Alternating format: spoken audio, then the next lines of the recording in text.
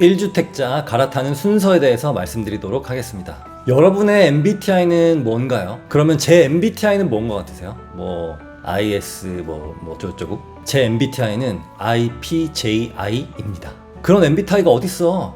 네, 있습니다. IPJI 그대로 읽으면 입지라고 합니다. 네, 가장 중요한 거죠. 남의 MBTI 알아서 뭐합니까? 내 자산의 입지를 알아야죠. 전 제 MBTI를 사실 몰라요. 별로 관심이 없어요. 누가 MBTI 뭐냐고 물어보면은 저처럼 관심 없으신 분들은 그냥 IPJI라고 대답하세요. 그런데 만약에 IPJI를 상대방이 알아들었다? 그러면 결혼해야죠. 그게 바로 운명적 만남이라는 겁니다. IPJI, MBTI를 가진 남녀가 만난다? 행복한 부자가 될 수밖에 없겠죠. 본론으로 들어가서 갈아타기가 참 어렵습니다. 몇 번 해보면은 쉬운데 처음 하시는 분들은 어려워요. 그래서 그 순서를 알려드리도록 할게요. 첫 번째, 내가 갈아탈 돈이 있는지 알아보는 겁니다. 현금이 없는데 갈아타기는 어렵겠죠. 현금을 얼마 더해서 갈아타기 하겠다, 또는 대출을 얼마를 받아서 갈아타기를 할 건지 예산을 정해보는 겁니다. 두 번째, 어디로 갈아탈 지역을 정하고 그 지역 내에서 아파트 몇 개를 찾아보는 겁니다. 아파트 한 개만 보면 안 되고 최소 3개는 알아놔야 합니다. 이유는 아파트 하나만 정하고 부동산에 갔는데 매물이 아예 없을 수도 있고, 있긴 한데 너무 비싸거나 좀 안 좋은 매물만 있을 수 있거든요. 그리고 이 3개 아파트 주소를 들고 은행에 가서 대출을 얼마 받을 수 있는지 물어보는 겁니다. 만약에 입주를 할 거면 주택담보대출이 얼마 받을 수 있는지 물어보고, 갭으로 사둘 거라면 후순위 대출은 얼마 받을 수 있는지, 생애 최초는 얼마나 나오는지, 부족하다면 신용대출은 받을 수 있는지 금융적인 부분도 같이 알아봐야겠습니다. 세 번째, 내가 가진 아파트를 부동산에 내놓는다. 3군데 정도에 내놓으시면 돼요. 가끔씩 한 부동산에서 내가 다 해줄 테니까 나한테만 내놓으세요, 이런 거 말 믿으면 안 됩니다. 그리고 또 중요한 거, 얼마에 팔아야 될지 알아야겠죠. 많은 분들이 조금 더 비싸게 받으려고 하는데 약간 저렴하게 판다라고 생각해야 돼요. 나한테 약간 저렴하다고 생각되는 게 사는 사람 입장에서는 적당하다고 느낍니다. 네 번째, 집 정리를 깨끗하게 하고 보여줄 준비를 해야겠죠. 근데 내가 살고 있는 게 아니라 임차인이 살고 있다면 정중하게 연락을 해서 나의 어떤 사정 때문에 집을 매도하게 되었다, 정말 죄송한데 집 좀 보여주세요, 이렇게 부탁을 해야겠습니다. 다섯 번째, 내 집을 보여줄 준비가 되었으면 나도 갈아탈 아파트를 본격적으로 보러 다니는 겁니다.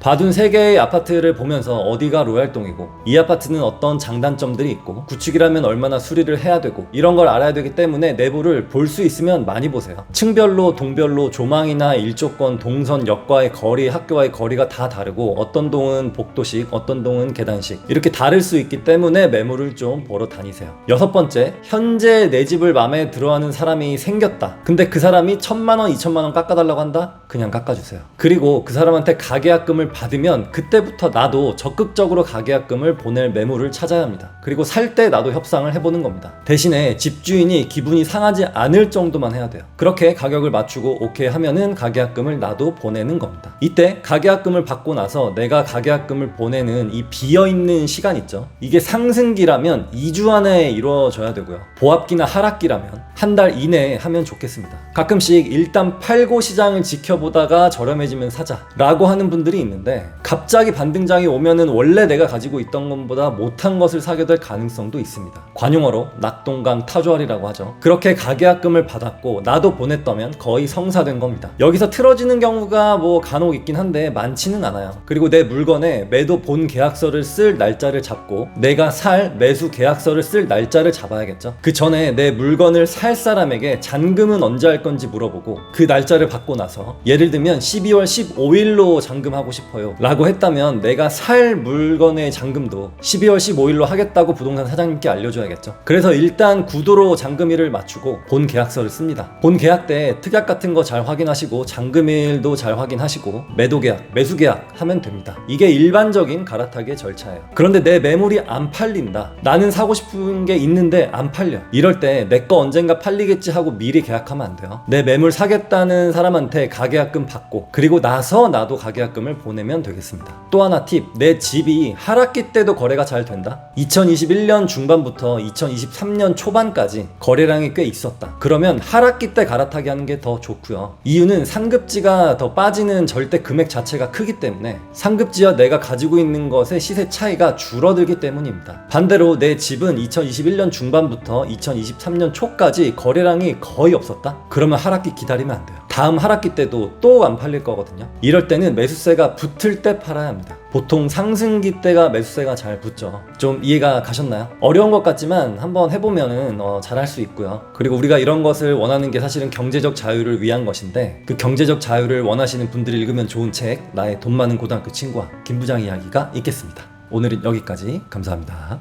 1주택자 갈아타기 어디로 어떻게 해야 될까요? 부동산 공부를 하려고 클릭했지만 패션을 배울 수 있는 채널, 하지만 그 패션을 따라했다가는 큰일 나는 채널에 오신 것을 환영합니다. 언제부터인지 저도 모르겠어요. 저도 모르게 제 5세대 해명을 하고 있고 당분간 계속 해명을 해야 할 것 같은 느낌이 왠지 쎄합니다. 그 이유는 패션의 완성은 얼굴이기 때문이에요. 저는 완성을 영원히 못하기 때문에 해명을 계속 해야 될 것 같습니다. 무주택에서 처음으로 내 집 마련을 하려는 분들도 많은데 1주택자인데 갈아타기를 하려는 분들도 엄청 많아요. 몇 년 전부터 왠지 모르게 내가 집이라는 게 있으면 뭔가 죄를 진 것 같고 그런 이상한 분위기가 돌기 시작해서 1주택자분들의 목소리가 되게 작아졌거든요. 그래서 조용히 움직이려는 경향이 생긴 것 같아요. 그런 분들을 위해 제가 대신해서 조금이나마 목소리를 내어드리려고 합니다. 1주택자분들은 늘 같은 후회를 하죠. 무슨 후회냐면 그때 이거 사지 말고 저거 살 걸, 이런 겁니다. 그런 후회 뭐 전혀 할 필요 없고요. 앞으로 어디로 갈아타기를 해야 될지 잘 감이 잡히지 않는 분들이 있어서 영상을 만들어 봤습니다. 예를 들어 나는 성북구에 살고 있다 라고 한다면 같은 성북구 말고 물리적으로 멀지 않은 성동구부터 꼼꼼하게 보시면 좋을 것 같아요. 성동구에는 상황심리 주변이 있고요. 옥수동과 금호동이 있고 행당동이 있습니다. 성동구를 보면 좋겠다고 말씀드린 이유가 성북구에서 동대문구로 가기에는 조금 아쉬울 수 있어요. 그런데 여기서 신축이냐 구축이냐를 봐야겠죠. 예를 들어서 성북구 롯데캐슬 클라시아 24평이 12억인데 여길 살다가 성동구 행당 한진타운으로 갈아타기 하는 거는 좀 아쉽습니다. 신고모 파크자이 정도는 돼야 아쉽지 않은 선택이 될 수 있어요. 반대로 성북구 기름 뉴타운 2단지 2005년식이고요.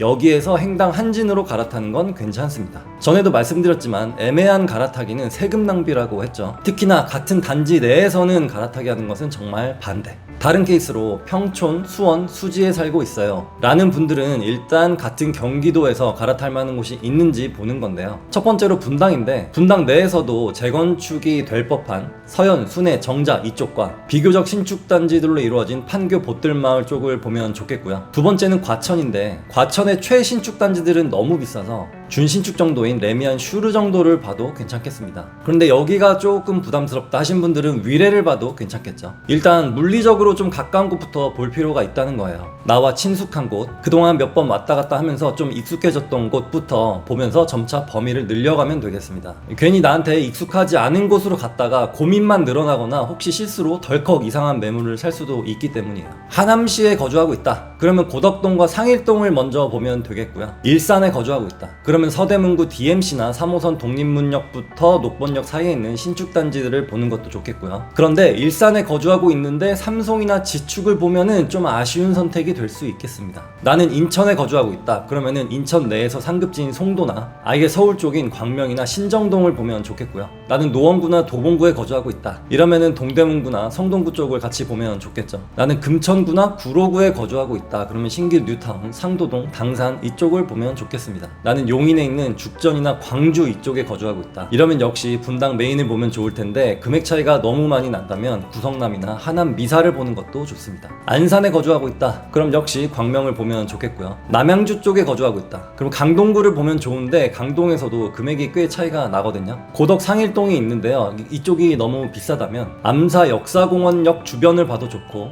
거기도 조금 부담스럽다 하면은 선사 현대 같은 단지를 보셔도 괜찮겠습니다. 가끔씩 이런 질문을 받습니다. 제가 어디에 아파트가 있고 1억 정도가 있는데 상급지로 갈아타기 하고 싶어요 라고 하시는데 1억으로 갈아타기에는 조금 어려워요. 3억 정도는 있어야 그래도 좀 해볼 수 있거든요. 근데 3억 정도 있으신 분들은 또 고민에 빠집니다. 3억이 있으니까 갈아타기 말고 하나를 더 사둘까? 이런 생각을 할 수 있겠죠. 갈아타기든 추가하기든 뭐든 하기 전에 내가 가진 자산이 무엇인지 어떤지 객관적으로 평가를 해야 됩니다. 하락장이 끝나고 반등장이 올 때 강하게 반등했었는가? 이거를 보셔야 돼요. 그게 아니라면은 추가가 아니라 갈아타기를 해야 합니다. 우선적으로 반등을 강하게 할 수 있는 자산을 일단 가질 때까지는 1주택자로 계속 갈아타기를 해나가셔야 돼요. 그리고 나서 추가를 하시면 되겠습니다. 과거에는 막 많이 모으는 게 좋았어요. 양도세나 취득세 문제도 없어서 괜찮았는데 지금은 이제 아니죠. 근데 이 기조가 앞으로도 쭉 계속될 것 같아요. 따라서 똘똘한 한 채는 보유한 상태에서 추가로 아파트나 토지나 상가나 이렇게 포트폴리오를 다각화하시면 되겠습니다. 저는 토지로 시작해서 아파트도 하고 상가도 하고 건물도 하고 뭐 이런저런 과정을 겪어왔는데요. 정답은 없어요. 본인이 잘할 수 있는 것을 하면 되고 또 상황에 맞는 것을 하면 되는데요. 그에 대한 방향성은 김부장 이야기 3권과 나의 돈 많은 고등학교 친구 여기에 잘 나와 있습니다. 1주택자분들 갈아타기 잘 할 수 있고요. 첫 번째로 해야 될 것은 내가 가지고 있는 집이 장기 보유해도 괜찮은 집인가? 이 질문에서 시작을 하면 되겠습니다. 감사합니다. 한 달 만에 1억이 올랐습니다. 사야 될까요? 몇몇 여성분들이 요즘 저를 좀 싫어한다고 합니다. 왜냐고 물어보니까 남편이나 남자친구가 자기랑 안 놀아주고 맨날 제 영상만 보면서 부동산 얘기만 하고 돈 쓰지 말자 그러고 그러면서 자라랑 H&M 자꾸 기웃기웃거리고 사람이 변한 거죠. 근데 이거 좋은 현상입니다. 그러니까 너무 미워하지 말아주세요. 많은 분들이 이런 생각을 합니다. 명절 끝나고 우리 부동산 매물 보러 갈까? 뭐 끝나고 한번 알아볼까? 재계약 끝날 때 한번 사볼까? 이런 매수와 매도 타이밍은 내 스케줄에 맞추려고 하면 안 돼요. 시장의 스케줄에 내가 맞춰야 됩니다. 그럼 최적의 타이밍은 언제냐? 시장이 조용할 때거든요. 그런데 시장이 조용한 적이 별로 없어요. 대부분 오르거나 내리는 시장이기 때문인데요. 조용한 보합장은 생각보다 짧습니다. 그래서 많은 분들이 실수하는 부분에 대해서 짚어보고 갈게요. 갈아타기를 하고 싶은데 우리 집 최고점이 얼마였는데 아직 회복 못해서 좀 억울해. 하지만 내가 보고 있는 집은 고점을 다 회복해서 너무 억울해. 이런 경우 많죠. 근데 2021년이나 2022년의 고점은 생각하면 안 돼요. 최근 실거래가를 기준으로 봐야 됩니다. 내 집을 팔 때 1,000만원, 2,000만원 때문에 거래를 안 하는 경우가 있는데 1,000, 2,000 그냥 깎아주시고 상급지 빨리 잡으세요. 내 거 1,000, 2,000 더 받으려고 하다가 상급지는 1억씩 올라갑니다. 갈아타기 하려는 분들 경험이 있으실 거예요. 다음은 정확하지 않은 낚시성 뉴스와 유튜브가 좀 문제가 되고 있긴 한데요. 문화센터에서 질문을 받다 보면 많은 분들이 저희 가족 중에 한 명이 심각한 하락론자예요. 이런 말을 많이들 합니다. 이 하락론을 좋아하시는 분들의 특징이 있어요. 전세를 일단 좋아하고요. 전세자금 대출을 받고 은행에 이자 주는 건 안 아까워하고요. 집주인한테 전세금 몇 천씩 올려주는 건 또 안 아까워합니다. 왜냐? 원금은 보존이 되니까. 그리고 더 이상 올려줄 돈이 없을 때 이사를 가야만 하잖아요. 그제야 살짝 깨닫습니다만 그래도 빠져나오기가 힘듭니다. 또 특징이 있습니다. 차 살 때는 전문가예요. 집값은 떨어질 거 걱정하면서 차값은 떨어지는 거 생각 안 해요. 새 차는 사자마자 20%가 빠지거든요. 아무리 좋은 차도 무조건 감가상각이라는 거죠. 다음 청약을 무한정 기다리는 케이스입니다. 로또 분양도 있고 하니까 청약도 한번 해보자 라면서 청약만 바라보는데요. 청약을 바라는 건 나의 노력이 별로 없죠. 물론 전략을 잘 세우는 것도 방법인데 거의 다 운입니다. 운에 내 인생을 맡긴다는 건데 혹시 소나기가 막 내리는데 빗방울들이 나만 막 피해가 그렇게 하나도 안 젖는 운이 여러분들께 있다면 그런 분들은 청약 기다리셔도 됩니다. 청약이 되면 너무 좋죠. 그런데 로또 청약률은 경쟁률이 너무 높고요. 경쟁률이 낮은 건 그렇게 매력적이지가 않아요. 남는 게 별로 없다는 의미입니다. 다음 주변에 입주가 많을 때 사자 이런 생각을 가진 분들인데요. 지방에 입주가 많으면 시세가 떨어집니다. 전세가 매매가 다 떨어져요. 그런데 서울이나 경기도에서 인기가 많은 곳들이 있죠. 이런 곳들은 입주가 많으면 오히려 시세가 더 올라갑니다. 입주가 많은 이분 휴경, 장위 뉴타운,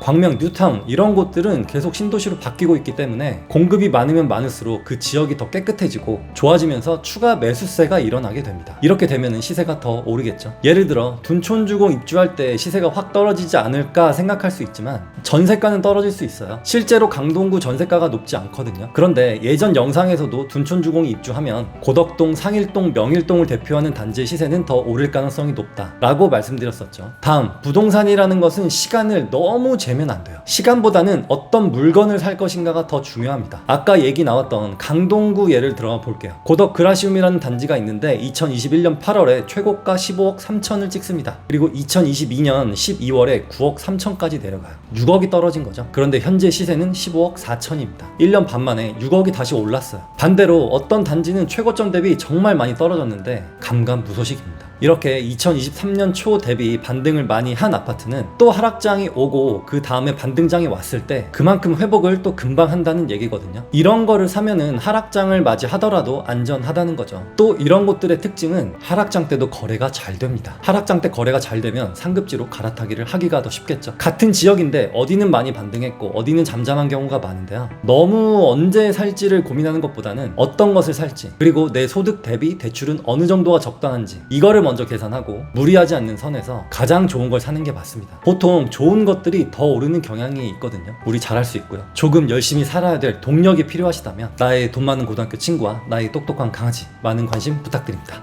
감사합니다. 3번 갈아타기로 강남 입성하기에 대해서 알아보도록 하겠습니다. 2주 전 영상에서 3번 갈아타기로 강남 입성하기라고 말씀을 드렸었죠. 이거에 대해서 말씀드려보려고 합니다. 잘 따라오셔야 돼요. 어디부터 시작을 해볼까요? 요즘에 최고의 거래량을 보여주고 있는 평촌 어바인퍼스트에서 시작을 하겠습니다. 여기 시세가 현재 7억 5천이고 전세가가 4억 5천입니다. 3억의 갭이 있죠. 아니 평범한 직장인들이 어떻게 7억 5천짜리를 사냐라고 말씀하실 수 있지만 강남 입성하기 프로젝트의 첫 번째 조건은 실거주와 투자를 분리한다는 조건입니다. 여러분이 혹시 전세를 살고 있다면 3, 4억짜리는 살고 있을 거 아니에요? 그 중에 3억으로 여기를 투자를 해두고 나머지 보증금 5천만 원에 월세 80 정도의 거주를 하는 조건입니다. 이렇게 7억 5천짜리가 이 아파트 말고도 비슷한 금액대들이 많아요. 수지에도 있고 하남에도 있고 뭐 서울 관악구라든지 성북구, 동대문구 등등 비슷한 금액대 아파트를 매수한다고 가정을 하고요. 여기서 또 조건이 붙습니다. 그 매수할 단지가 전세가율이 어느 정도 받쳐줘야 돼요. 그 뜻은 너무 구축은 안 된다는 거죠. 특히나 재건축이 안 되는 구축은 더더더 안 됩니다. 평촌 어바인퍼스트를 갭으로 샀어요. 그럼 뭘 해야 될까요? 치킨 먹고 맥주 시켜 먹나요? 아니죠. 돈을 또 열심히 모아야겠죠. 그러면 그 다음은 갈아타기를 어디로 한번 해볼까요? 동작구 힐스테이트 상도 센트럴파크 정도를 목표로 삼으셨으면 합니다. 꼭 이 단지뿐만 아니라 이 정도 상품성에, 이 정도 입지에, 이 정도 시세에, 이 정도 전세가율을 의미하는 겁니다. 평촌 어바인퍼스트가 24평이었다면 상도는 33평대로 넓혀가는 거예요. 이 단지 매매가가 14억, 전세 8억 5천으로 약 5억 5천의 갭이 있습니다. 7억 5천짜리 평촌에서 갑자기 14억대 동작구로 갈아타기를 한다? 취득세까지 더하면 거의 7억을 더해야 되는데 좀 무리가 아닌가요? 라고 할 수 있습니다만, 그런데 전세가 매매가 갭은 어바인퍼스트가 3억, 상도가 5억 5천으로 2억 5천밖에 차이가 나지 않습니다. 그런데 작년에 힐스테이트 상도가 11억 5천까지 내려갔었고 어바인퍼스트가 6억 5천까지 내려갔었거든요. 매매가 차이가 5억으로 줄었을 때가 있었어요. 사실은 이때가 갈아타기의 적기였습니다. 전에도 말씀드렸듯이 하락기에는 부의 사다리가 여기저기 깔리는 시점인 거죠. 하지만 지금과 같은 상승장에서도 가능합니다. 지금은 7억 차이지만 저는 머지않아 6억 차이로 좁혀질 수 있다고 보거든요. 이유는 2019년 힐스테이트 상도는 11억이었고 어바인퍼스트는 5억이었어요. 6억 차이를 쭉 유지해오다가 상승장 때는 상도가 더 올라가고 하락장 때는 상도가 더 많이 떨어졌기 때문에 지금과 같은 상승장에서는 아무래도 입지가 좋은 상도가 더 빨리 오른 겁니다. 따라서 이 두 아파트의 시세 차이가 조금이라도 좁혀지는 기미가 보인다면 모은 돈과 후순위 대출이나 신용대출을 더해서 2억 5천을 만든 뒤에 평촌 어바인퍼스트를 20평대를 팔고 힐스테이트 상도 30평대로 갈아타기를 하는 겁니다. 즉 매매가는 7억 5천에서 14억으로 점프를 했는데 투자금 자체만 보면 2억 5천만 원 더 쓴 거죠. 물론 이때도 여러분은 보증금 5천에 월세 80짜리에 계속 거주를 하셔야 돼요. 자, 몇 년 뒤에 우리는 힐스테이트 상도의 주인이 되었습니다. 이렇게 고가로 가면 갈수록 보유기간을 조금 늘려야 하거든요. 이유는 취득세 때문인데요. 취득세가 몇천 단위이기 때문에 자주 팔았다 샀다 하면 세금만 많이 나가게 됩니다. 그래서 저는 한 4년 정도는 보유를 해야 된다고 생각해요. 최소. 힐스테이트 상도 다음 코스를 한번 볼게요. 14억짜리에서 그 다음 코스는 19억에서 20억 초반대를 보시면 됩니다. 헬리오시티 25평이 19억 정도 하고요. 이걸 보셔도 되고 옥스파크힐스 30평대가 19억 정도 합니다. 여기 매매가 전세가 갭은 8억 정도예요. 그러면은 4년 뒤에는 여기 시세가 올라가면 어떡하냐 라고 생각하시는데 여기 시세가 올라가면 상도도 따라갈 거고요. 그리고 전세가 매매가의 갭은 그대로 유지될 가능성이 높습니다. 아까 상도 힐스테이트 투자금이 5억 5천이었죠. 갈아타기 위해서는 2억 5천의 추가 자금이 필요해집니다. 힐스테이트 상도를 4, 5년간 보유하면서 이 추가 자금은 어디서 마련하느냐? 저축만으로는 힘들 수 있겠죠. 2억 정도는 힐스테이트 상도에서의 시세 차익, 취득세와 나머지 자금은 그동안 저축한 돈으로 마련하면 되겠습니다. 이렇게 되면 두 번의 갈아타기로 헬리오시티 25평 또는 옥스파크힐스 33평의 소유주가 되는 겁니다. 그 다음 스텝은 여태까지 해왔던 것과 비슷하게 하면 돼요. 더 상급지로 가셔도 되고 아니면 이율 낮은 주택담보대출을 받아서 2년이나 4년 뒤에 실거주로 들어가셔도 됩니다. 제가 이렇게 말씀드린 게 말로는 쉽지 라고 생각할 수 있지만 이건 갈아타기 잘 하셨던 분들이 썼던 전형적인 방법이에요. 이해가 안 되시면 다시 한번 처음부터 돌려보시고 연습장에 한번 적어보세요. 부동산에는 부의 사다리가 4개가 있습니다. 첫 번째, 전세제도를 이용하여 갭을 잘 활용한다. 두 번째, 하락장에서 반드시 상급지로 갈아타기를 한다. 세 번째, 실거주와 투자를 분리한다. 네 번째, 로또 청약에 당첨된다. 네 번째는 사실 운의 영역이지만 나머지 3개는 성실함, 용기, 인내의 영역이라고 봐요. 누구나 다 할 수 있다는 거죠. 저도 결혼하고 11년 동안 월세 살고 실거주 시작한 지 얼마 안 됐어요. 그 당시는 힘들었지만 지금 생각해보면 젊을 때 그렇게 살고 나이 좀 먹고 편하게 사는 게 훨씬 더 값어치 있다는 걸 알았습니다. 이 갈아타기는 머리가 좋아야 할 수 있는 게 아니고요. 누구든 할 수 있어요. 여러분도 잘 할 수 있고요. 그리고 나의 똑똑한 강아지, 많은 관심과 사랑 부탁드립니다. 감사합니다.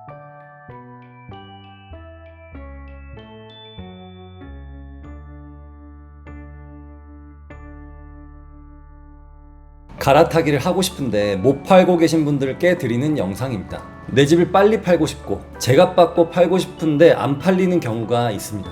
그런 분들께 도움이 되었으면 해요. 우선 내 집을 보러 오는 사람을 손님이라고 생각해야 합니다. 예를 들어서 음식점이 있는데 어떤 음식점은 메뉴 사진은 있고 인테리어나 외관 사진이 없어. 다른 곳은 메뉴 사진도 있고 예쁜 인테리어와 소품, 깨끗한 주방 사진도 있어. 그러면은 이쪽을 더 가고 싶겠죠? 마찬가지로 집에 도배가 다 뜯어져 있고 그런 상태가 아니라 그냥 평범한 상태라면, 특히나 수리가 어느 정도 되어 있는 상태라면 부동산에 사진을 보내셔야 합니다. 그 부동산에서 네이버 매물을 등록할 때 사진도 같이 올릴 수 있거든요. 그 사진이 있는 매물을 클릭할 확률이 훨씬 더 높습니다. 거실 사진, 주방 사진, 그리고 방 사진 이렇게 3장 정도 잘 찍고 좀 어둡다면은 밝기도 살짝 밝게 해서 부동산 소장님께 보내드려야 합니다. 두 번째, 넓어 보여야 돼요. 넓어 보이려면 어떻게 해야 되죠? 물건을 비워야겠죠. 지금 여러분들 거실과 방을 한번 보세요. 쓸데없는 것들, 쓰지도 않는 것들 잔뜩 있죠. 그거를 다 버리던지 어디 다용도실이나 창고에 차곡차곡 다 넣어두세요. 매수자가 집에 들어갔는데 물건이 가득가득 차 있어서 좁아 보인다.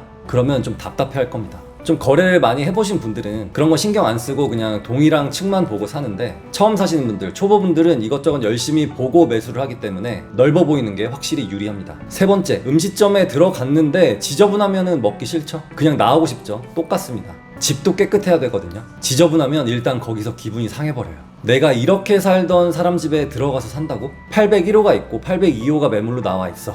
시세도 똑같고 구조도 똑같고 다 같은데 801호는 더럽고 802호는 깨끗해. 그러면 당연히 802호를 사겠죠. 일단 이렇게 집을 준비해 두시고요. 집도 깨끗하게 해두고 다 넓게 보이도록 비워도 놨는데 보러 오는 사람이 없다면 그분들은 부동산을 활용하셔야 됩니다. 약간 위치가 조금씩 다른 부동산 3군데에 내놓으세요. 한 군데만 믿으면 안 됩니다. 정문 쪽에 한 군데, 후문 쪽에 한 군데, 쪽문 쪽에 한 군데 뭐 이렇게 내놓으시고요. 10군데, 20군데 내놓을 필요는 없습니다. 한 3군데 정도면은 매물 공유가 그 동네에서는 그래도 다 되거든요. 시세는 어떻게 정하냐면 동마다, 그리고 저층, 고층 시세가 다 다르기 때문에 내가 가진 물건과 비슷한 동에, 비슷한 층에 예를 들어서 6억 5천에 매물이 나와 있다면 나도 6억 5천에 내놓고 부동산 사장님한테 1,000, 2천 정도는 조율 가능합니다 라고 말해두세요. 만일 여러분이 소유하고 있는 단지가 거래량이 많다면, 즉 황금성이 좋다면 지금과 같은 상승장에서는 조율을 하지 않더라도 매수세가 잘 붙거든요. 그런데 그런 단지가 아니니까 이 영상을 보고 있는 거겠죠. 많은 분들이 실수를 하시는 게 1,000만 원, 2,000만 원 때문에 못 파는 경우가 종종 있어요.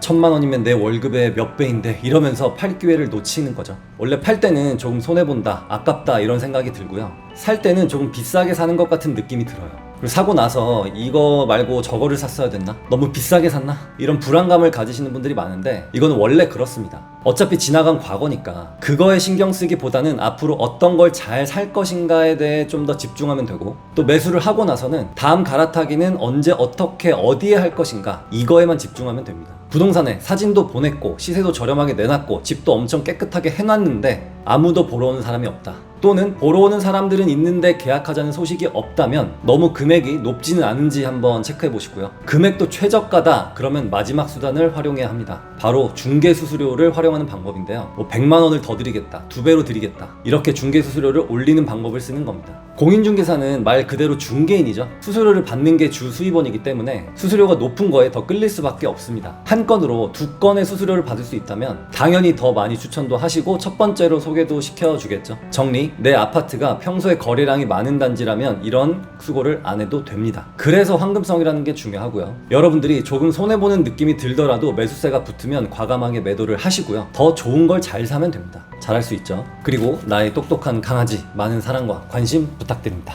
감사합니다.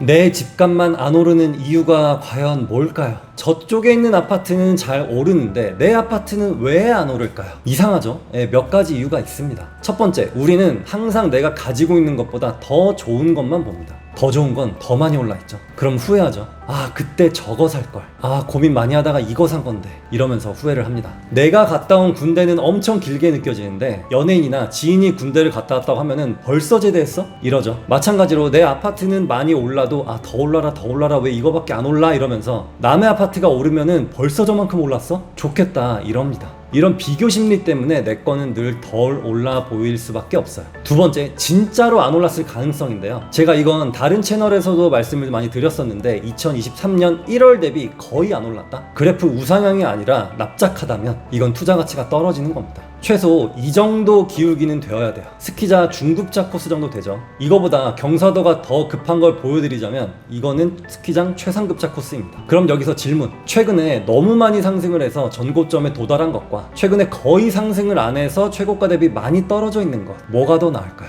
하나, 둘, 셋. 전고점에 도달한 게 낫습니다. 왜요? 아직 안 오른 거 아닌가요? 네, 그럴 수 있어요. 하지만 2023년 1월부터 사실 상승장이었는데 꿈쩍도 안 했다는 건 다른 곳이 다 올라야 마지막에 오른다는 뜻입니다. 그리고 전고점을 많이 회복했거나 아예 넘어선 곳들은 하락기가 오면은 떨어지는 폭은 더 크겠지만 금방 회복을 또 빨리 한다는 거죠. 그리고 그런 곳들이 상급지일 가능성이 더 높습니다. 사람들은 누구나 상급지로 가고자 하는 그런 목표가 있기 때문에 대기 수요가 항상 많거든요. 그럼 이런 질문을 합니다. 아니, 비싼데 대기 수요가 많다고요? 저렴한 곳에 대기 수요가 많지 비싼 곳에 대기 수요가 왜 많나요? 한번 예를 들어 볼게요. 반포자이 40억짜리가 50% 할인을 해서 20억이야. 근데 이거를 선착순으로 준대. 그리고 해나무배에 있는 명지 아파트라는 곳이 있는데 여기 시세가 현재 1억이야. 근데 50% 할인해서 5천만 원에 준대. 그럼 누가 더 줄을 더 많이 설까요? 반포자이는 50% 할인해도 20억인데 비싸니까 사람들이 줄을 안 설까요? 아니겠죠. 내가 그걸 못 사더라도 일단 줄은 서고 본다는 거죠. 청약도 내가 돈은 좀 부족하지만 일단 청약을 넣고 보잖아요. 왜죠? 내가 일단 가지고 싶고 소유하고 싶으니까. 그래서 일단 지르고 본다는 겁니다. 결론, 그럼 여러분들은 무엇을 해야 하느냐? 여러분들이 소유하고 있는 단지가 2023년 1월 대비 아예 안 올랐다? 당장 매도하세요. 그리고 경사가 아까 보여드렸던 스키장 중급자 코스 정도 되는 거를 매수하셔야 합니다. 아니, 시세가 많이 벌어졌는데요? 네, 어쩔 수 없어요. 그거는 수업료라고 보셔야 합니다. 두 번째, 제가 가지고 있는 게 딱 중급자 코스 그 정도예요. 그런데 상급자 코스 아파트랑 자꾸 비교하다 보니까 너무 안 오르는 것처럼 느껴져요. 이러시는 분들은 좀 기다릴 필요가 있어요. 이거는 못 오른 게 아니라 아직 안 올랐을 뿐입니다. 세 번째, 제가 가지고 있는 건 전고점을 거의 다 회복했거나 이미 돌파를 했습니다. 이러시는 분들은 좋은 곳이다 보니까 계속 보유를 하시면서 추가를 한 채로 더 하셔도 되고, 아니면 상급지로 갈아타기를 하셔도 되고, 아니면 토지를 하셔도 되고, 네, 그렇게 하시면 되겠습니다. 좀 이해가 가시나요? 제가 광고를 700원에 하는 이유가 뭐냐면 자영업자가 직장인보다 평균 소득이 더 낮은 거 아세요? 물론 아주 부자인 분들도 있습니다만 어려운 분들이 훨씬 많고요. 또 직장인보다 자영업자가 내 집 마련이 더 어렵습니다. 왜냐? 소득이 불안정하니까 대출이 일단 잘 안 나오고요. 그리고 돈을 벌면은 그 돈으로 재테크를 뭔가를 한다기보다는 사업장에 또 투자를 하거나 갑자기 무슨 일이 생길지 모르기 때문에 6개월 정도는 매출이 아예 없더라도 버틸 정도의 현금을 보유하고 있어야 되거든요. 그러다 보니까 자영업 하시는 분들이 직장인 분들보다 내 집 마련이나 부동산 재테크가 더 어려운 게 현실입니다. 그래서 이분들을 도와드리고자 700원으로 광고를 하고 있고요. 이건 좀 지난 일인데 2021년 코로나가 한창일 때 저희 가족은 외식을 더 많이 했습니다. 다들 배달시켜 먹거나 마트에서 사서 먹거나 그랬는데 좀 이상하죠. 이유는 제가 그때 강동구에 살 때였는데 가게들이 망해가고 있는 게 막 눈에 보였어요. 그때 당시 저는 부동산으로 괜찮은 수익을 내고 있었고 직장도 다니고 있었기 때문에 코로나 때문에 경제적인 피해는 전혀 없었거든요. 근데 주변 상권은 우리가 조금이라도 도움을 주자 해서 그렇게 외식을 많이 했고요. 그런 이유에서 광고를 하는 거니까 양해 부탁드리고 오늘도 여러분들의 멋진 경제적 자유를 응원합니다. 감사합니다.